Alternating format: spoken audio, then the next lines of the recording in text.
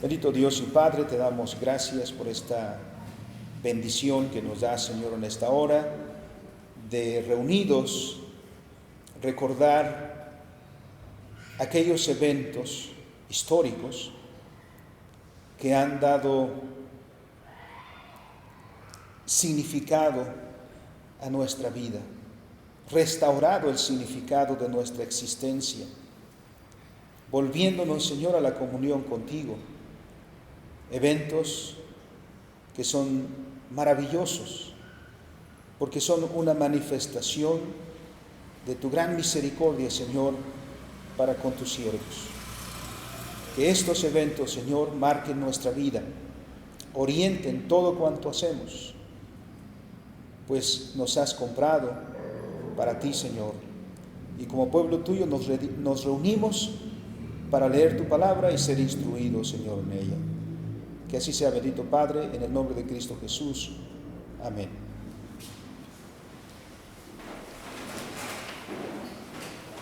Como es evidente de este versículo 7, encontramos estas palabras que nuestra Pascua es Cristo. Nos acercamos hoy a celebrar, como lo hemos hecho a lo largo de esta semana, eventos históricos. Hemos recalcado eso.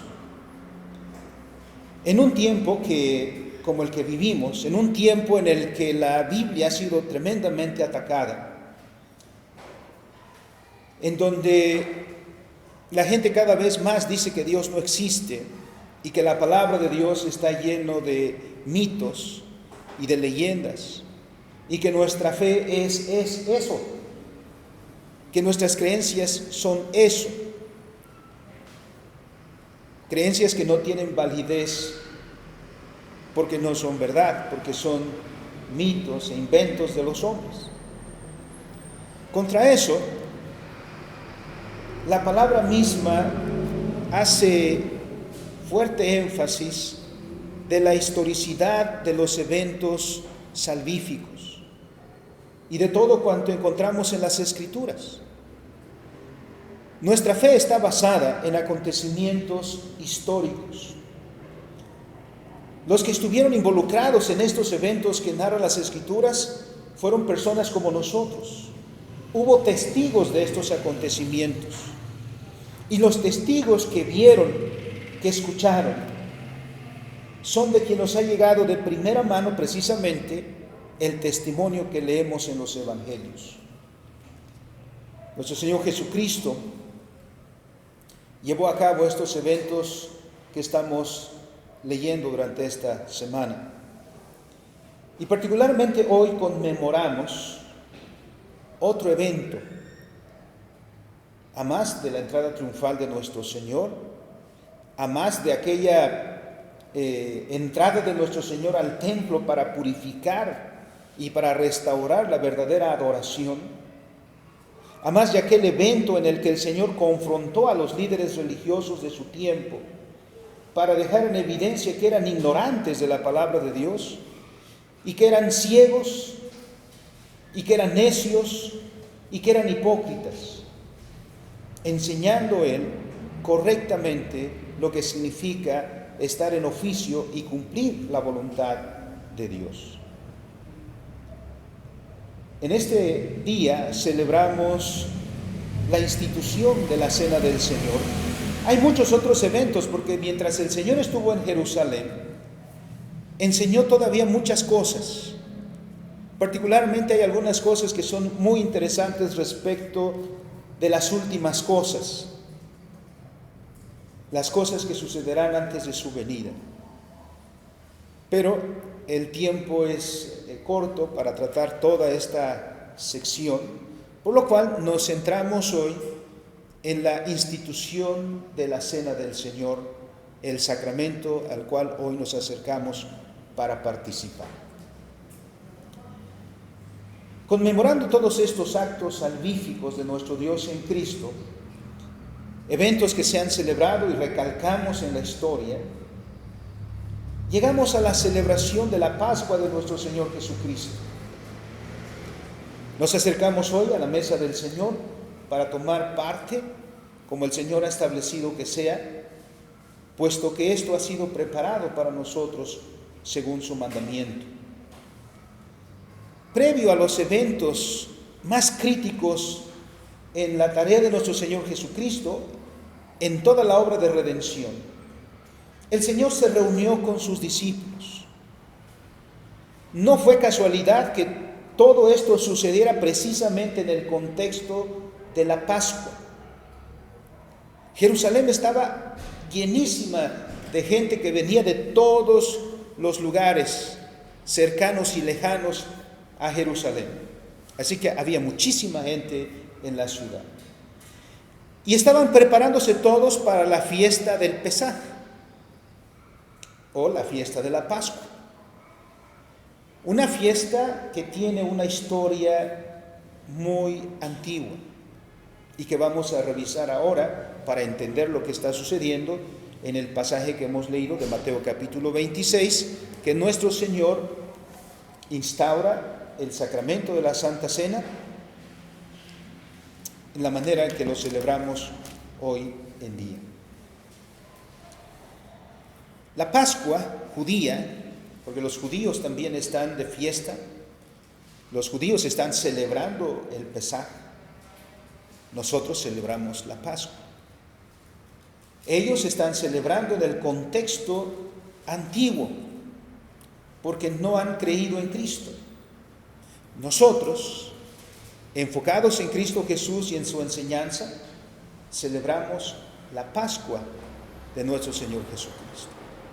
Pero aquella Pascua que desde la época de Moisés, en la parte final de los juicios que Dios dejó caer sobre Egipto, Dios le dijo a Moisés lo que habrían de hacer los israelitas, porque estaba ya muy próxima su salida de Egipto.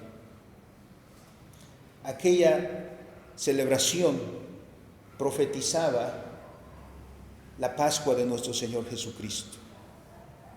Y veremos eso, hermanos, y les invito para ello que abramos las Escrituras en el libro de Éxodo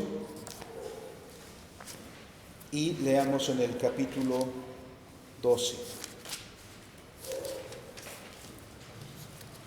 Una parte, también el 11, que es un pasaje un tanto corto.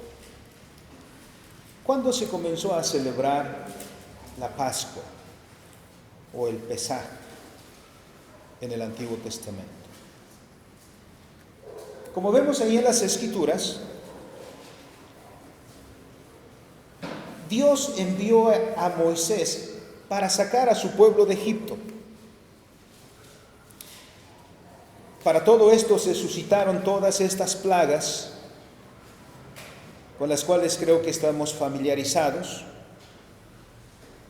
porque Dios manifestó su poder, su señorío sobre todas las cosas y liberó a su pueblo. Dios dice claramente en el capítulo 11 de Éxodo, en los versículos 4 y 5, dijo pues Moisés: Jehová ha dicho así: a la medianoche yo saldré por el medio de Egipto, y morirá todo primogénito en tierra de Egipto, desde el primogénito de Faraón, que se sienta en su trono, hasta el primogénito de la sierva que está tras el molino, y todo primogénito de las bestias. Cada una de las plagas que Dios trajo sobre Egipto era juicio sobre Egipto. Era juicio de Dios, porque Dios estaba hablando a Faraón, Dios estaba hablando a Egipto. Sin embargo, la revelación de la palabra de Dios,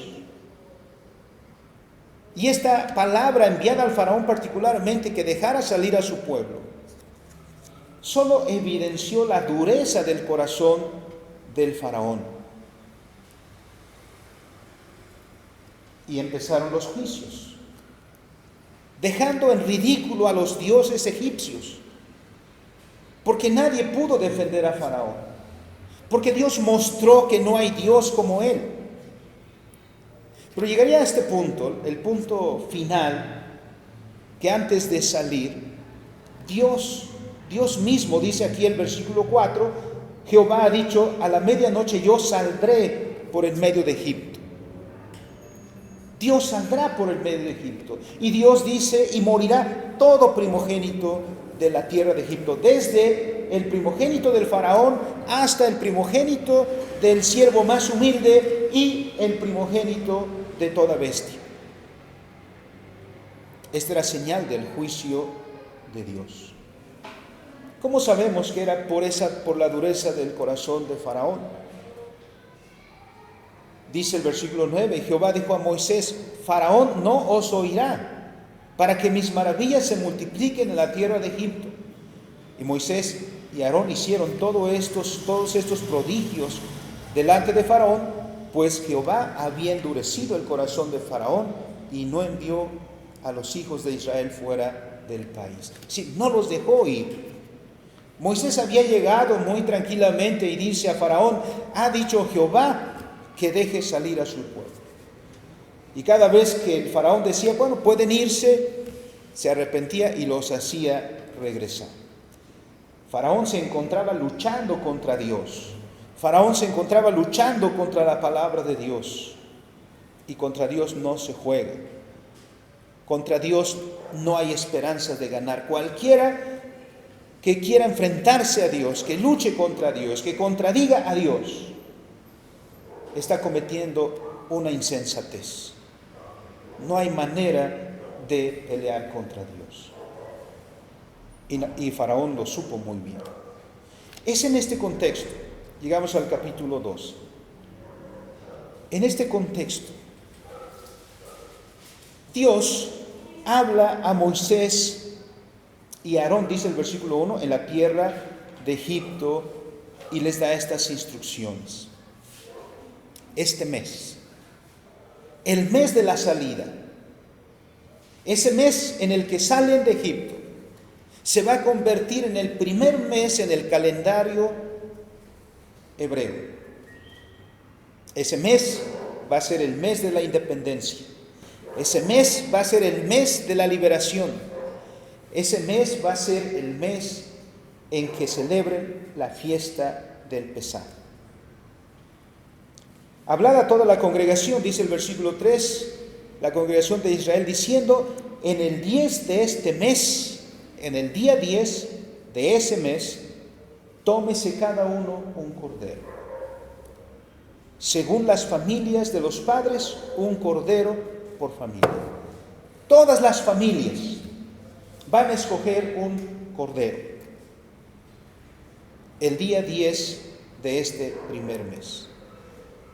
En el caso de que un cordero fuera demasiado para una familia, resultaba que una familia era pequeña, entonces podía unirse a otra familia de ahí cercana a ella para celebrar juntos el Pesaj y compartir el cordero, porque está dicho, no vamos a entrar de todos los detalles, está dicho que nada se puede quedar del cordero para después.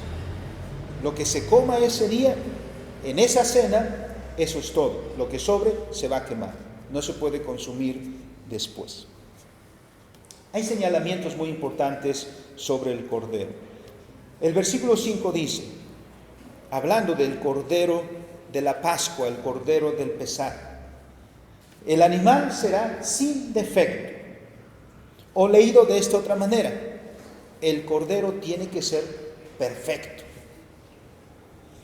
¿Por qué tiene que ser perfecto? Porque está hablando del Señor Jesucristo. Porque a Dios no se le puede dar nada más que lo mejor, nada más que lo perfecto. Cualquiera que ofrende a Dios algo defectuoso, lo que le sobra, lo que no le gusta, lo que ya no quiere, está afrentando a Dios. A Dios se da lo mejor. Y particularmente en esta fiesta, donde Dios quiere enseñarles algo muy maravilloso. ¿Por qué? Porque los israelitas no son mejores que los egipcios. Para que no piensen los israelitas que ellos son mejores personas y que por eso Dios ha castigado a los egipcios y no a ellos. No, no es por eso. Dios no está sacando a los israelitas porque ellos sean buenos y los egipcios malos. No, son iguales. La razón es porque Dios hizo un pacto con Abraham. Y los israelitas son descendencia de Abraham. Y por eso cuando se presenta Moisés delante de los israelitas, y como mismo Moisés le dijo a Jehová, si me preguntan quién me envió, ¿qué les digo? El Señor le dice, tú diles, el Dios de Abraham, de Isaac y de Jacob me envió a vosotros. Ellos sabían lo que significaba eso. Era por misericordia, no porque fueran mejores. Y quería enseñarles algo importante ahí. El animal tendría que ser un animal perfecto, macho de 1 año. Esas eran especificaciones muy importantes que se tenían que cumplir perfectamente. Lo tenían que elegir el día 10 y lo tenían que guardar hasta el día 14, dice el versículo 6. Hasta el día 14 lo guardarían. Y en ese día 14 lo sacrificarían. Dice el versículo, y lo inmolará toda la congregación del pueblo de Israel entre las 2 tardes. Ese corderito de 1 año, ese corderito perfecto, ese corderito iba a ser sacrificado en el día 14 por la congregación o en la congregación del pueblo de Dios. ¿Qué se iba a hacer después? El sacrificio, dice el versículo 7, tomarán la sangre de ese corderito. Se tomará la sangre de ese corderito y la pondrán en los 2 postes y en el dintel de la casa o de las casas en las que lo han de comer. Es decir, donde se van a reunir las familias para la celebración de esta cena, según los mandatos de Jehová, en esa casa, con la sangre del corderito que van a comer y con un hisopo, es decir, un manojito de hierbas, van a mojar ese manojito de hierbas en la sangre y van a pintar en los 3, digamos, partes de la puerta, ¿no? En los postes y en el dintel, en la parte superior. Entonces va a haber sangre ahí. Y dentro se va a reunir la familia o las familias que van a celebrar el Pesaj, que van a comer de la carne del cordero, como está especificado también en el versículo 8. Y aquella noche comerán la carne asada al fuego y panes sin levadura, con hierbas amargas lo comerán. Ninguna cosa cruda, ni cocida en agua, sino asada al fuego, su cabeza con sus pies y sus entrañas. Y ninguna cosa, dijimos ya, se dejará hasta la mañana, y lo que quedare hasta la mañana lo quemaréis en el fuego. Y lo comeréis así. Ceñidos vuestros lomos, vuestro calzado en vuestros pies y vuestro bordón en vuestras manos, y lo comeréis apresuradamente. Es la Pascua de Jehová. Miren lo que dice, es la Pascua de Jehová. En esa noche, cuando estén reunidos, dice Dios, como ya lo leímos en el capítulo 11, dice Dios, pues yo pasaré aquella noche por la tierra de Egipto y heriré a todo primogénito en la tierra de Egipto, así de los hombres como de las bestias, y ejecutaré mis juicios. Miren lo que acabamos de decir hace un momento, en todos los dioses de Egipto. Dios lo que estaba diciendo, no hay más Dios que yo. Y todos los derechos son míos. Dios enjuicia a la humanidad pecadora, a los que se han alejado de Dios en pos de dioses extraños. Y está ejecutando sus juicios sobre Egipto y sobre sus dioses, demostrando, como dice el Salmo 115, que tienen ojos pero no ven. Tienen manos pero no palpan, tienen pies pero no andan. que son vanidad. Pero aquí lo importante es, y la sangre que se pintó en el dintel de la puerta y en los postes de la puerta, ¿por qué? ¿Cuál es el propósito? El versículo 13 dice: la sangre os será por señal en las casas donde vosotros estéis. La sangre como señal. Y Dios que pasará por el medio de Egipto esa noche, dice Dios, y veré la sangre y pasaré de vosotros. Aquí viene la palabra Pesach. Ya en otros años hemos hablado sobre el significado del término Pesach o Pascua, de dónde viene el término Pascua. Pesach es esto. Pesach quiere decir pasar por alto, saltar o brincar incluso. ¿Qué quiere decir esto? Que en cuando Dios pase por Egipto, en este juicio que Él deja caer sobre Egipto, entrará en todas las casas y hará morir al primogénito en todas las casas. ¿Qué noche tan estremecedora sería eso? Imagínense llorar en una casa, llorar en otra casa, lamentos en otra casa, lamento con los vecinos. Todo mundo está sufriendo por el juicio de Jehová sobre Egipto. Pero aquellos a quienes Dios en su misericordia ha escogido para sí y fueran obedientes y pusieran la sangre, dice Dios, esa sangre será señal, y cuando yo pase, a los que estén en esa casa los pasaré por alto. Es decir, no los voy a enjuiciar. No va a haber muerte ahí. ¿Por qué? Porque ya hay una vida allí. Ya hubo un sacrificio ahí. Ya hubo una víctima ahí. El cordero fue inmolado, el cordero fue sacrificado y su sangre está ahí. Y la sangre, cuando la vea, dice el Señor, pasaré de vosotros. No habrá muerte ahí. Dice, y no habrá en vosotros plaga de mortandad cuando hiera la tierra de Egipto. Y ese día os será en memoria, y lo celebraréis como fiesta solemne para Jehová durante vuestras generaciones. Ligado a esto está la celebración de los panes de la levadura, sin levadura.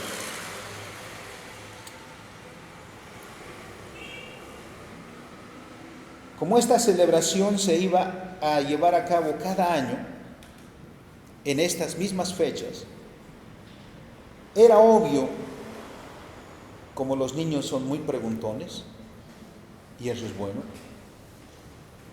porque esto era una cena un poco rara. Iban a cenar como si ya fueran a salir corriendo, ¿no? Es como la mamá o el papá que tienen que salir a trabajar en la mañana, ¿no?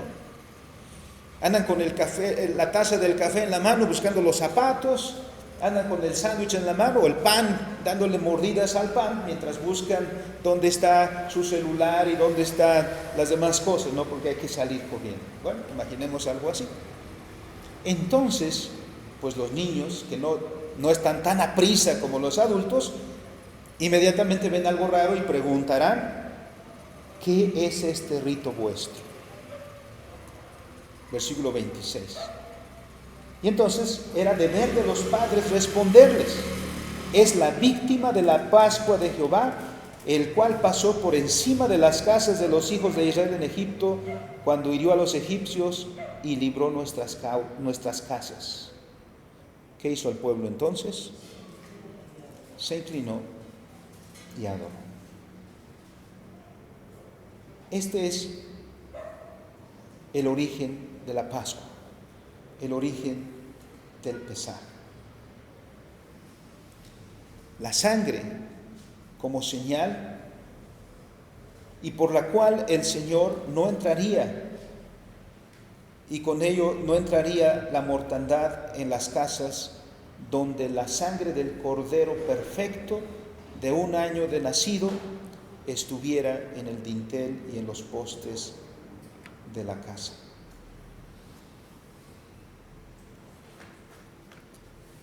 Nuestro Señor Jesucristo estaba celebrando esta fiesta. Esta es la Pascua. Cuando abrimos ahora la Escritura en San Mateo 26, que es la lectura inicial y el establecimiento de la institución de la Cena del Señor.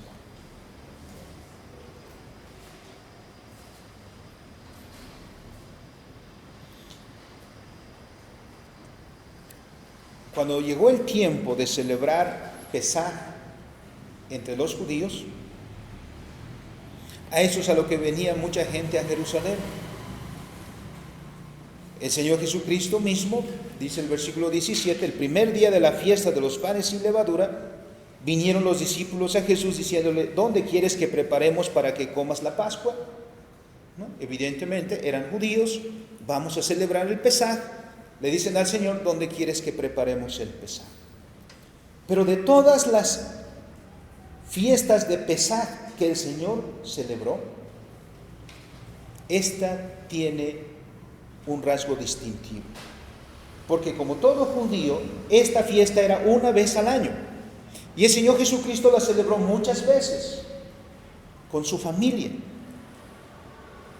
Ahora llega esta última fiesta de Pesaj que celebra con sus discípulos, o más específicamente diríamos con sus apóstoles. Así que lo van a hacer, y todo el mundo lo está celebrando porque es la fiesta nacional de los judíos.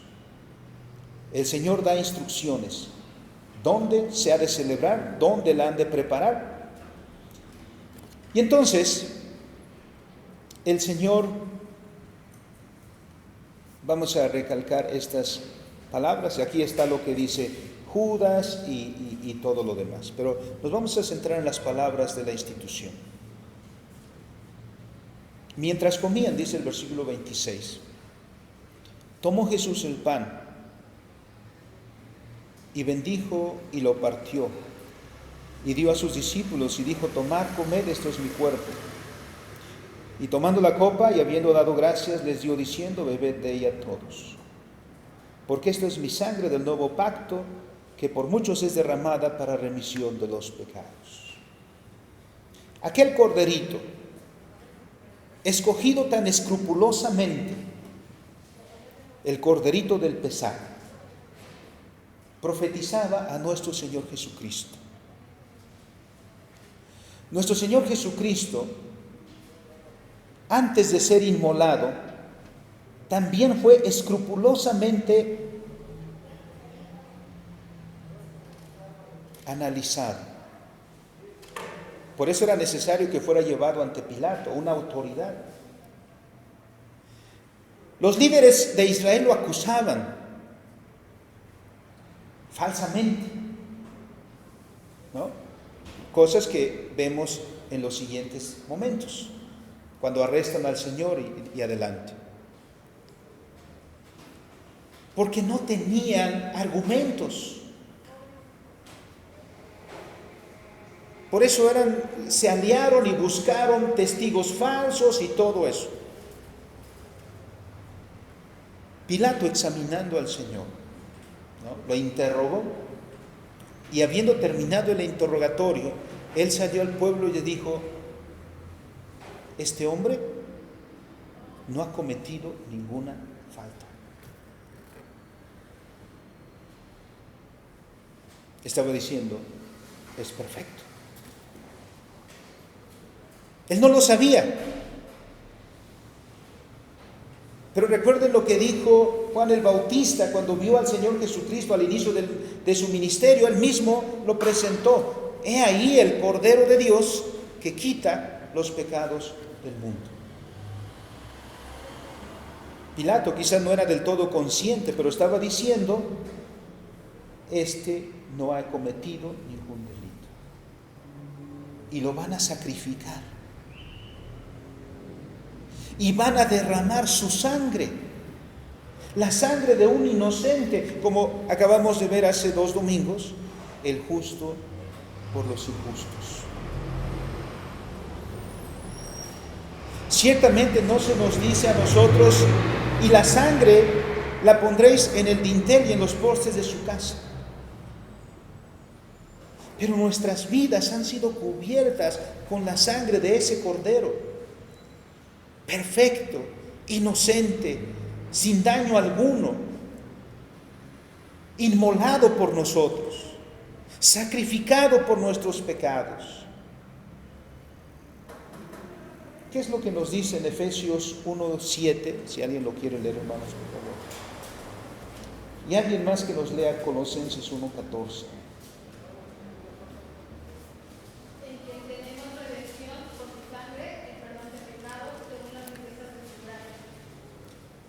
Miren, por la sangre del Señor Jesucristo tenemos redención, tenemos la remisión de nuestros pecados.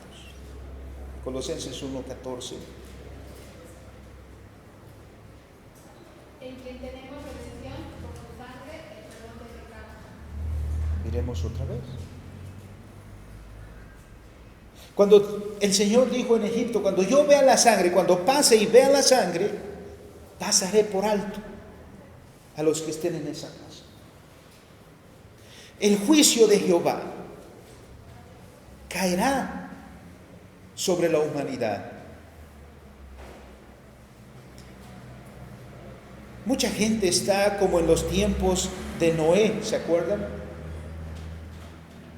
El Señor le reveló a Noé que vendría un diluvio que destruiría toda carne. Y Noé salió a predicar.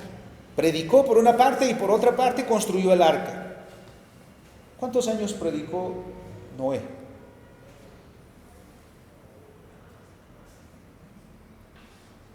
¿1 año? 2 años. Si el profeta que no vivió tantos años como Moisés llega a decir, ¿quién ha creído a nuestro anuncio? Moisés predicó unos 120 años. 120 años tardó en construir el arca. ¿Y cuántos se arrepintieron? Nadie. Pero esa palabra de Moisés, de Noé, que es la palabra de Dios, enjuiciaría a aquella generación. La palabra de Dios hoy también enjuiciará a esta generación, a la humanidad. La humanidad no puede reírse de Dios, no puede burlarse de Dios. Puede sentirse segura porque dice, mira, hemos hecho esto y aquello y Dios no nos ha castigado. No hay que confundir la paciencia del Señor. La verdad es que el juicio vendrá. Pero entonces están aquellos que ya no es la sangre de un corderito de 1 año, sino que ahora es la sangre de nuestro Señor Jesucristo, que ya no ha sido puesta en el dintel y en los postes de la puerta de su casa, sino que ha sido derramada sobre nosotros, como dicen estos 2 pasajes del apóstol Pablo, para remisión, es decir, para perdón de nuestros pecados. Lo cual quiere decir que no habrá juicio en nuestra casa, que el juicio de Dios pasará, que el juicio de Dios caerá sobre los incrédulos, pero no sobre sus hijos. Eso es lo que enseñó, estando reunidos en esta cena con sus apóstoles. Dice, tomando el pan, comed, esto es mi cuerpo. Y como lo referirá Pablo, este es mi cuerpo que por vosotros es partido. Y esta es mi sangre, la sangre del nuevo pacto, que es derramada para remisión de los pecados. ¿Y qué es lo que dice Pablo en 1 Corintios 5, 7? Cristo es nuestra Pascua.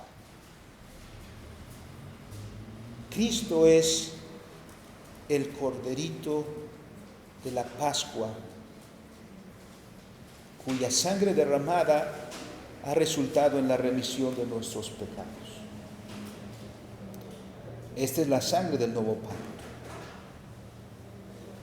El Pesaj, aquella celebración del Antiguo Testamento que profetizaba la Pascua del Señor Jesucristo, ha sido cumplida perfectamente en el Cordero de Dios que quita los pecados del mundo.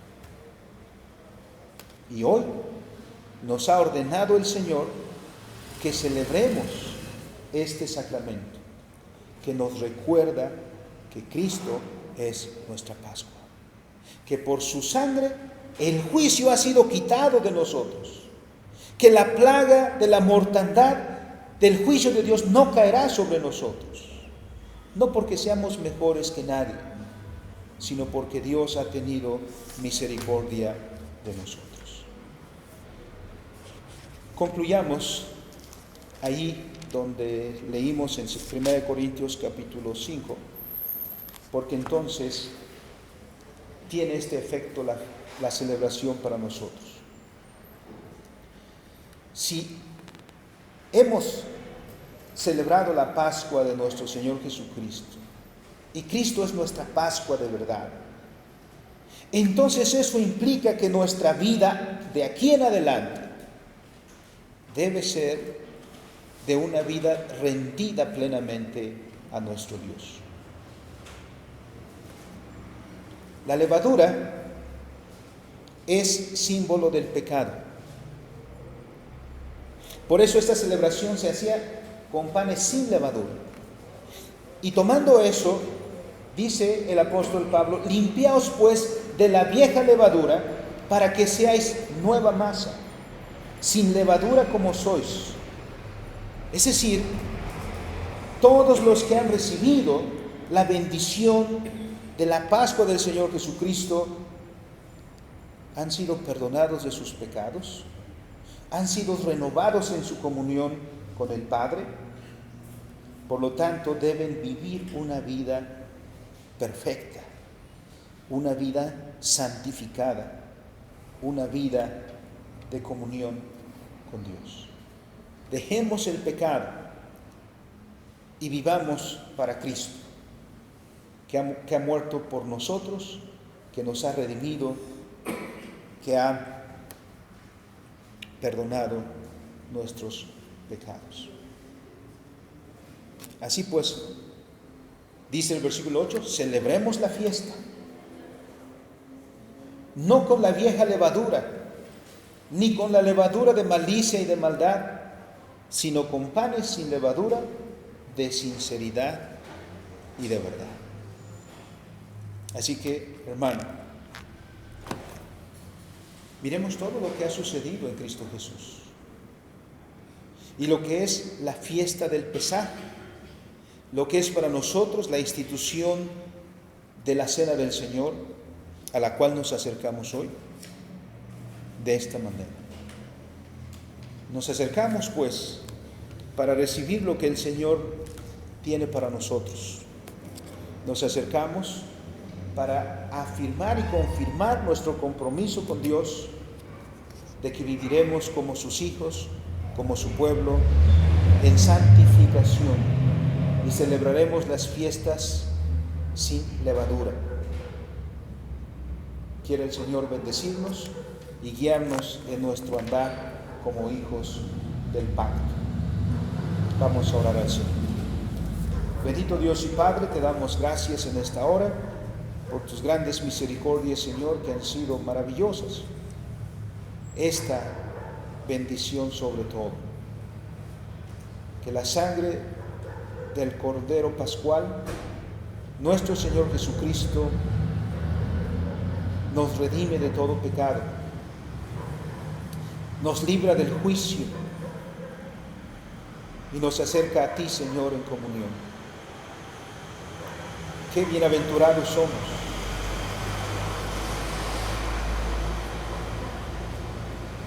Debemos estar, Señor, en gran manera asombrados en gran manera alegres, contentos,